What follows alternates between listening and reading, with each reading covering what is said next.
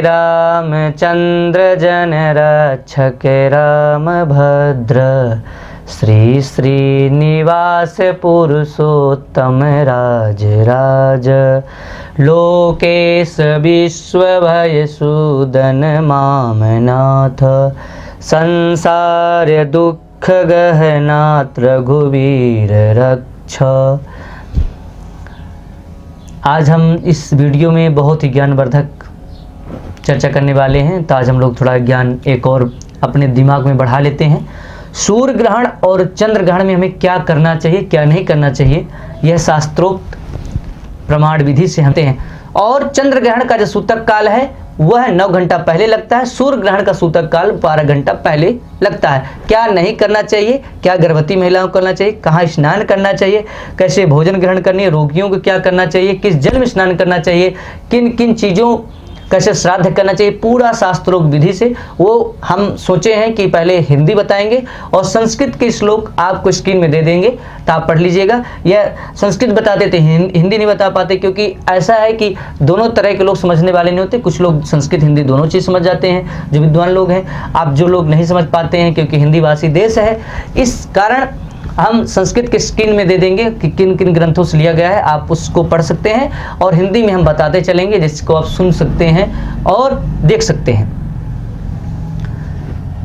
चंद्र ग्रहण में यह नियम है कि जिस प्रहर में चंद्र ग्रहण हो उससे 3 प्रहर पहले हमें भोजन नहीं करना चाहिए, और सूर्य ग्रहण जब हुई हो तो उससे 4 प्रहर पहले हमें भोजन नहीं करना चाहिए। अब हम पर जानकारी करते हैं, बाल वृद्ध और रोगियों के लिए ग्रहण से 1 प्रहर पहले भोजन करना निषिद्ध माना गया है, नहीं करना चाहिए। यह पंक्ति है कर्काचार्य के अनुसार। साता तप ग्रंथ में कहा गया है कि सूर्य चंद्र ग्रहण काल में अहोरात्र भोजन न करने से सूर्य चंद्र के अक्षय लोक की प्राप्ति होती है। यह साता तप ग्रंथ की पंक्ति है। ग्रहण काल में शयन करने से रोग, मूत्र करने से दरिद्रता, मल त्याग करने से कीट मतलब कीड़ा बनता है, मैथुन करने से ग्राम सूकर मतलब कुत्ता की योनि मिलती है, उपटन करने से कुष्ठ रोग, और भोजन करने से नरक गामी होते हैं। यह धर्म सिंधु का प्रमाण है। हेमाद्री में यह वचन लिखा है कि ग्रहण होने से पूर्व स्नान करें, ग्रहण के मध्य में होम पूजन पाठ स्तोत्र का पाठ जप करें, ग्रहण मुक्त हो जाने से मोक्ष हो जाने से दान करें, और तथा पूर्णतः उसकी मोक्ष की मध्यकाल की जो है उसमें से दान करें, और पूर्ण तरह से जब वह मुक्त हो जाता है तो उसमें स्नान करें। भार्गवाचार्य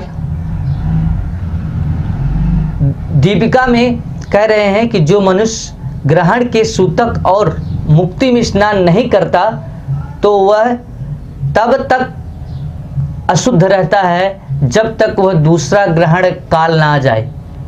तब तक वो सूतक उसके लिए सूतकी रहता है, जब तक दूसरा ग्रहण काल ना आ जाए उसमें से स्नान न करे। इसलिए ग्रहण काल में स्नान अवश्य करना चाहिए। स्नान के लिए जल का निर्णय करते हुए श्री मार्कंडेय जी कहते हैं कि जल कैसा होना चाहिए, उष्ण गर्म जल से, रोगियों के लिए गर्म जैसे स्नान रोगी कर सकता है। शीतल जल और या दूसरे जल से, या अपना जल हो, या कुएं के जल जो निकाला हुआ हो, या भूमि का जल हो, या भूमि के जल से झरने का जल, मार्कंडेय पुराण का है।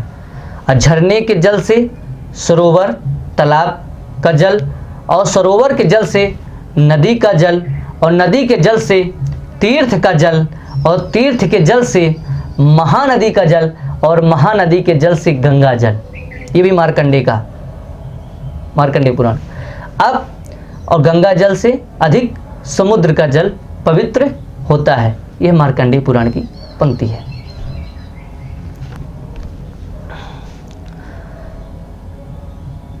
देवल मतानुसार जब सूर्य ग्रहण रात्रि में और चंद्र ग्रहण दिन में हो तो स्नान और दान नहीं करना चाहिए। जब भी सूर्य ग्रहण रात्रि में हो तो उस दिन सूतक काल नहीं मान्य होता, उसका कोई दोष नहीं लगता, और चंद्र ग्रहण दिन में हो तो कोई उसका प्रभाव नहीं पड़ता। ये देवल मतानुसार है। ग्रहण काल में श्राद्ध अत्यंत फलदायी कहा गया है, परंतु श्राद्ध में भोजन का महत्व है और ग्रहण में भोजन निषिद्ध है। अतः श्राद्ध में अमान्य से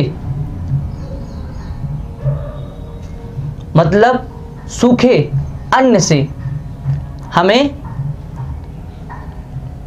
श्राद्ध करें या अथवा सुवर्ण से करें। ग्रहण काल से पूर्व भोजन, जल, दही, दूध, घी इत्यादि भोज्य पदार्थों में तुलसी पत्र अथवा कुसा छोड़ देने से पदार्थ अशुद्ध नहीं होते तथा ग्रहण के पश्चात पूरे घर में गंगा जल का सिंचन करना चाहिए। व्यास जी कहते हैं कि यदि रविवार के दिन सूर्य ग्रहण तथा सोमवार के दिन चंद्र ग्रहण हो तो ऐसे योग को चूड़ामणि योग कहते हैं। ऐसे योग में दान करने से अनंत गुना फल मिलता है। अन्य वारों में जो और भी दिन होते हैं, अगर उसमें ग्रहण पड़े, सूर्य ग्रहण या चंद्र ग्रहण पड़े तो उसका कुछ पुण्य मिलता है। अगर उसमें चूड़ामणि योग बने, चंद्र ग्रहण या सूर्य ग्रहण का, चंद्र ग्रहण सोमवार को और सूर्य ग्रहण रविवार को पड़े तो उसका 1000 करोड़ गुना फल मिलता है। ये व्यास जी की पंक्ति है, जानेंगे। तो सूर्य ग्रहण यह खगोलीय घटना है, चंद्र ग्रहण भी खगोलीय घटना है।